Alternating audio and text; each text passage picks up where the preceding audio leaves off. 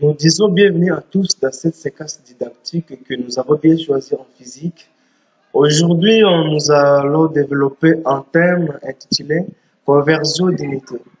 La conversion d'unités est essentielle dans de nombreux domaines. Restez avec nous pour essayer de découvrir des étapes à suivre pour convertir une unité à l'autre. Pour convertir une unité à l'autre, nous distinguons deux étapes principales. La première étape, c'est l'étape de la détermination des facteurs de conversion. Ici, on détermine les facteurs de conversion en divisant la valeur chiffrée des préfixes du départ par la valeur chiffrée du préfixe d'arrivée. Et comme deuxième étape, nous prenons la multiplication des valeurs à convertir par les facteurs de conversion.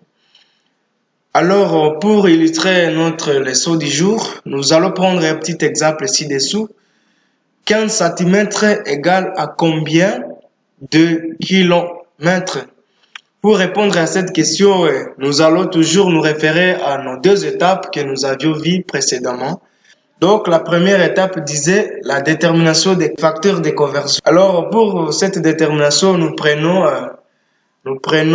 la valeur chiffrée des préfixes du départ que nous divisons par la valeur chiffrée des préfixes d'arrivée. Alors, pour ça, nous connaissons que dans notre exemple ici, notre préfixe d'arrivée, c'est centi.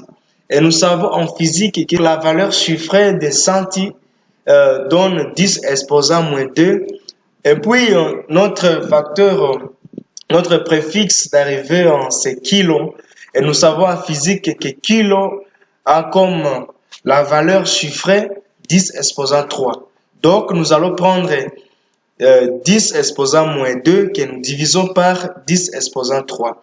Et à définitif, nous trouvons dans ce sens-là 10 exposant moins 5 que nous considérons comme le facteur de conversion. Et à la deuxième position, comme notre deuxième étape disait, de multiplier la valeur à convertir par les facteurs de conversion. Alors nous savons que dans notre donnée, la valeur à convertir c'est 15 que nous allons multiplier par 10 exposant moins 5 qui est le facteur de conversion.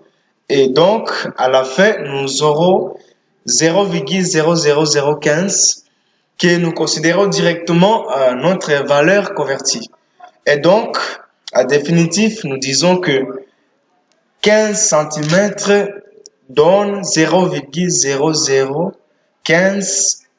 Donc, 15 cm donne 0,00015 km. Merci pour avoir suivi notre leçon du jour. Et si vous avez aimé cette leçon, n'hésitez pas à vous abonner dans notre chaîne YouTube. Et puis, nous savons que vous allez toujours placer un petit commentaire. Et si vous avez des petites questions, des petites préoccupations, nous sommes là ouverts pour vous. Et à bientôt. Merci beaucoup.